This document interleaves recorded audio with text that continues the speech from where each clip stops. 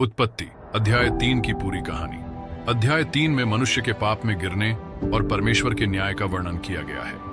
यह अध्याय बताता है कि कैसे आदम और हव्वा ने परमेश्वर की आज्ञा का उल्लंघन किया और इसके परिणाम स्वरूप उन्हें अदन की वाटिका ईडन गार्डन से निकाल दिया गया। सर्प का धोखा और पाप में गिरना। एक दिन एक चालाक सर्प ने हव्वा से बात की और उससे पूछा, क्या सचमुच परमेश्वर ने कहा है कि तुम इस बगीचे के किसी भी वृक्ष का फल नहीं खा सकते? हव्वा ने उत्तर दिया, हम बगीचे के किसी भी वृक्ष का फल खा सकते हैं, लेकिन उस वृक्ष का फल नहीं खा सकते जो बगीचे के बीच में है, और न ही उसे छू सकते हैं, नहीं तो हम मर जाएंगे।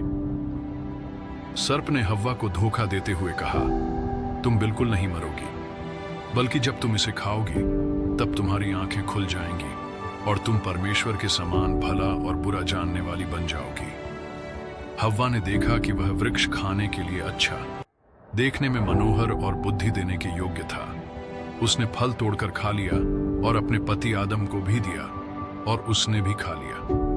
पाप के बाद का परिणाम, जैसे ही उन्होंने फल खाया, उनकी आंखें खुल गईं और उन्हें एहसास हुआ कि वे नग्न हैं। उन्होंने अंजीर के पत्तों को जोड़कर अपने लिए वस्त्र बना लिए। जब उन्होंने परमेश्वर की आहट सुनी तो वे डर के मारे छिप गए। परमेश्वर ने आदम को पुकारा, तू कहां है? आदम ने कहा, मैंने आपकी आहट सुनी और मैं डर गया क्योंकि मैं नग्न हूं, इसलिए मैं छिप गया।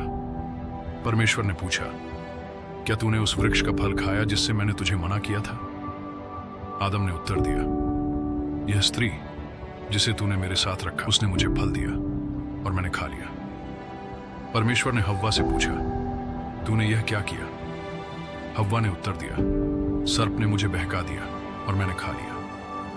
परमेश्वर का न्याय और अदन से निष्कासन। परमेश्वर ने सर्प को शाप दिया कि वह जीवन भर पेट के बल चलेगा और स्त्री की संतान उसके सिर को कुचल देगी। हव्वा को उसने प्रसव में दुख बढ़ने का दंड दिया।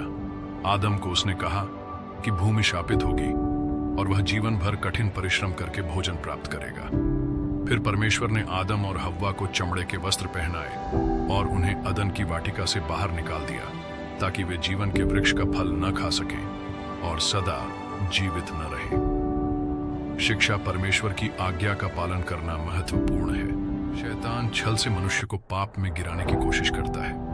पाप का परिणाम दुख और सेपरेशन, अलगाव है। परमेश्वर न्याय होने के साथ साथ दयालु भी है।